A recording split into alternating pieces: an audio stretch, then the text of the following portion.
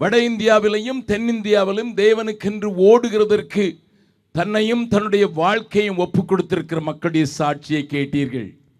ஏனென்றால் இந்த தேசத்திலே ஒரு ஓரத்தில் இருந்து கொண்டிருக்கிற நீங்கள் அந்த பக்கத்தில் நடக்கிற காரியங்களை அறியாமல் இருக்கலாம். அவைகள் நான் இங்கே பேசவும் வரவில்லை.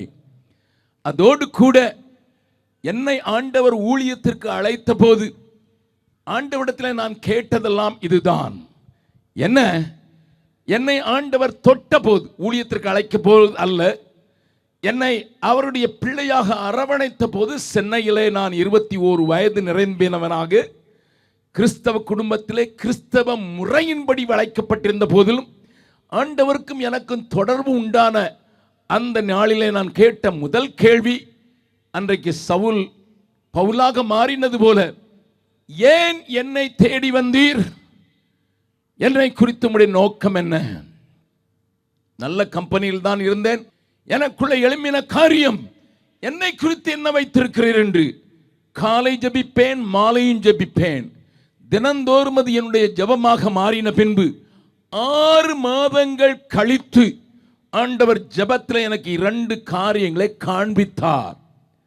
நான் ஒரு இன்ஜினியரிங் ஸ்டூடெண்ட் என்கிறபடினால இன்ஜினியரிங் மொழியிலேயும் தேவ திட்டத்தை நான் புரிந்து கொள்ள வேண்டும் என்று சொல்லி 2 சிறிய தரிசனங்களை காண்பித்தார். அது என்ன? ஒரு பெரிய பாழ் கிணறு, இருட்டாக இருக்கிறது. ஆனால் கீழே தண்ணீர் இருக்கிற சத்தம் கேட்கிறது. மேலே அந்த கிணறின் மேலே ஒரு பக்கெட் அல்லது வாளி வைக்கப்பட்டிருக்கிறது.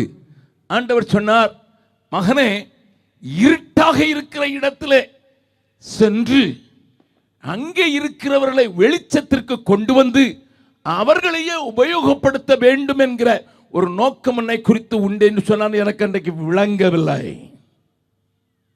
கவனியுங்கள். ஆனால் ஒரு எச்சரிப்பு சத்தத்தையும் ஆண்டவர் கொடுத்தார். என்ன? இந்த பக்கெட்டை வைத்து இத்தனை இருட்டான ஆழ் கிணறிலே இருக்கிற அந்த தண்ணீர் சத்தத்தை மாத்திரம்தானே கேட்கிறார், அதை பார்க்கவும் முடியவில்லை அல்லவா? அவர்களை வெளிச்சத்திற்கு கொண்டு வருவதற்கு மாத்திரமல்ல, உபயோகப்படுத்துவதற்கு நான் உன்னை உபயோகப்படுத்த வேண்டும் என்றால் எனக்கும் உனக்கும் ஒரு கயிறு இருக்க வேண்டும். என் கையிலே அந்த கயிறு இருக்கட்டும். நீ இருட்டிலே ஆழத்திலே செல்வதற்கு ஆயத்தமாயிருக்கும் என்று சொல்லிக் கொடுத்தார். ஒன்றும் புரியவில்லை. கவனியுங்கள். ஆண்டவர் ஒரு மனிதனை அழைக்கும் போதோ அல்லது ரட்சிக்கும் போதோ அவனை குறித்து ஒரு நோக்கம் வைத்திருக்கிறார் என்பதை நான் உங்களுக்கு காண்பித்துக் கொடுப்பதற்காகத்தான் இதை சொல்கிறேன். பின்னதாக 5 ஆண்டுகள் கழித்து நான் பீகாருக்கு போன போதுதான் அதனுடைய காரியம் தெரிந்தது. ஆகையினால் தான் ஜெம்ஸ் என்று சொல்லப்படுகிற காஸ்பல் எக்கோயிங் மிஷனரி சொசைட்டி என்னுடைய ஒரு பெரிய தாற்பயம், go evangelize, make disciple and send them என்று வைக்கப்பட்டது. போ, சுவிசேஷமயமாக்கு, சீஷராக்கு, அவர்களையே அவருடைய ஜனங்களுக்கு உபயோகப்படுத்திவிடு. நாங்கள் மனிதனுக்கு மகிமை செலுத்துவதற்கு அழைக்கப்பட்டவர்கள் அல்ல, தேவன் மாத்திரம் மகிமைப்பட வேண்டும். ஏனென்றால் அது அவரால் வந்தது. நம்புகள் மாத்திரம் கரங்களை உயர்த்தி ஆண்டவருக்கு மகிமை செலுத்தலாமா? You don't glorify man. நல்லா கவனிங்க. 2வது ஒரு தரிசனம் கொடுத்தார். அதை சொல்லி, இது இந்த மிஷனரி ஊழியத்திற்காக தேவன் தந்த தரிசனம். ஆனால் மாறாக ஆண்டவர் எனக்கு கொடுத்த ஒரு பாரமும் தரிசனத்தையும் ஆண்டவர் அன்றைக்கு நான் ரட்சிக்கப்பட்ட 6வது மாதத்திலே காண்பித்தார். அது என்ன? ஒரு சின்னாம்பு காளவாய், ஏனென்றால் தூத்துக்குடி பட்டணத்தை சேர்ந்தவன் அந்தவா, அதனால காண்பித்தார். அதில் ஒரு காற்றூதும் எந்திரம், ஏர் ப்ளோயரை காண்பித்தார். அதை காண்பித்து சொன்னார், மகனே, நான் ஒரு ப்ளோயர் மாதிரி உன்னை உபயோகப்படுத்துவேன். அக்னியை வரவழைக்க அல்ல, இருக்கிற அக்னியை பெரிதாக்குவதற்கு. ஆனால் ஒன்று மட்டும் ஞாபகம் வச்சுக்க, நீ மட்டும் இருந்து ஒரு பிரயோஜனம் கிடையாது. நீ ஒரு மோட்டரோடு இணைக்கப்பட்டு மோட்டர் தான் உன்னை இயக்கி வைத்தா. நீ சபைகளுக்கு எழுப்புதலின் அக்னியை பரவ பண்ணுவதற்கு ஒரு சாதனமாக இருப்பாய் என்று சொன்னதினால்தான் என்னுடைய ஊழியத்தில் 70% அங்கேயும் 30% இங்கேயும் நான் சொல்லுவேன். என்னை விரும்பாத அல்லது என்னுடைய பிரசங்கத்தை விரும்பாத வெறுக்கிறவர்கள் எல்லாம் விரும்பாத.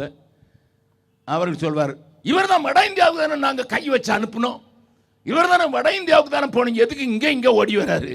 வருவேன். நீ சொன்னாலும் சொல்லாவிட்டாலும் நான் ரட்சிக்கப்பட்ட நாளில் எனக்கு சொன்னதுனால என்னுடைய 30% ஊழியம் ஆண்டவரை அறிந்திருக்கிற மக்கள், விசேஷமாக தமிழ் மக்கள், உலகமெங்கிலும் 110 நாடுகளிலே தமிழ் பேசுகிற மக்களோடு கூட தொடர்பு எனக்கு உண்டு. 134 தேசங்களிலே சிதறடிக்கப்பட்டவர்கள், யூதர்களுக்கு அடுத்தபடியாக உலகமெங்கும் சிதறப்படிக்கப்பட்டவர்கள் தமிழர்களே. அல்லேலூயா. என்னமோ ஒரு நோக்கம் வச்சிருக்கிறாரு, அவங்கள தட்டி எழுப்பி எல்லா காரியத்தையும் அவர்களுக்கும் கற்றுக் கொடுக்க வேண்டும் என்கிறதை செய்வதற்கு ஆண்டவர் அழைத்ததினால இந்த எழுப்புதல் ஊழியத்தின் ஒரு சின்ன பகுதி இந்த பட்டணத்திலே நிறைவேற்றுவதற்கு என்னையும் என்னோடு கூட வந்த என்னுடைய அருமை உடன் ஊழியர்களையும் ஆண்டவர் கொண்டு வந்ததற்காக ஸ்தோத்திரம் செலுத்துகிறேன். மறுபடியும் சொல்ல விரும்புகிறேன், அநேகர் சொல்வார்கள் ஜெம்ஸ் என்பது ஒரு ஆர்டினரி ஊழியம் என்று.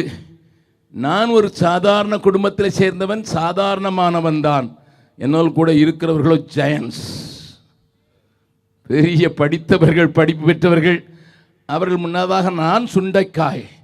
ஆனால் அவர்களையும் வழி நடத்துவதற்கு ஆண்டவர் எனக்கு கிருபை தந்ததினால் இன்றைக்கு 3000 பேராக சேர்ந்து இந்த தேசத்தில் தேவனை உயர்த்துவதற்கு முயற்சி செய்கிறோம்.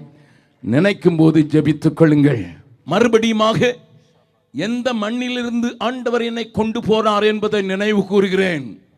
நான் படித்த பள்ளிக்கூடம் கால்டுவெல் ஹை ஸ்கூல். அந்த கால்டுவெல், அவரை குறித்து அறிந்தவர்கள் இருக்க முடியும், ஆனாலும் ஞாபகமூட்ட விரும்புகிறேன். கவனியுங்கள், அவருக்கு ஆஸ்மா வந்து விட்டது. சென்னை பட்டணத்திலிருந்து கால்நடையாகத்தான் இடையன்குடிக்கு வந்தார். அவருக்கு உதவியாக ஒரு குதிரை வாங்கினார். குதிரையும் சூட்டின் மிகுதியினால் செத்து போயிற்று. கால்கள் பொத்து போயிற்று, குதிரையும் செத்து போய்விட்டது. ஆனாலும் இடையன்குடி என்கிற ஒரு சின்ன கிராமத்திலே வந்து ஒரு சின்ன குடிசையை கட்டிக்கொண்டு இன்றைக்கு உலகம் போற்றும் அந்த கால்டுவெலை தேவன் நமக்கு அனுப்பி தந்தார். கரங்களை உயர்த்தி அந்த தேவ மனிதனுக்காக நன்றி செலுத்தலாமா?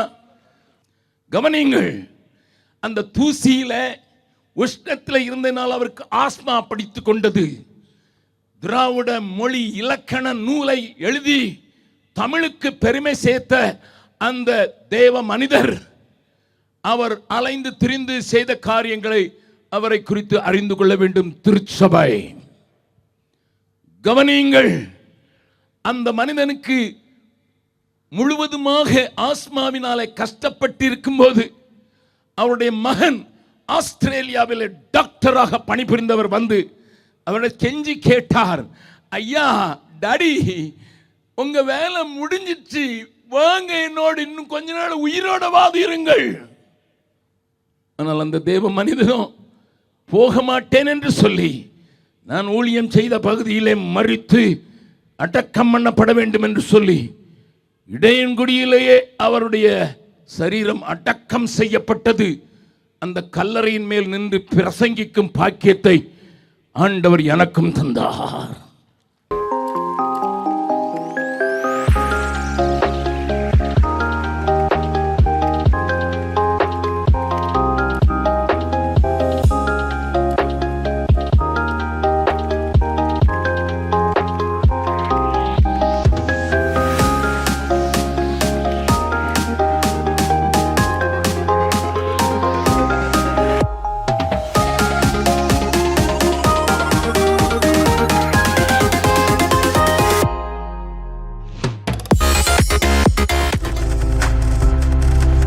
நீங்கள் பார்த்து கொண்டிருப்பது உங்கள் ஜாய் டிவி. உங்கள் துக்கம் சந்தோஷமாய் மாறும்.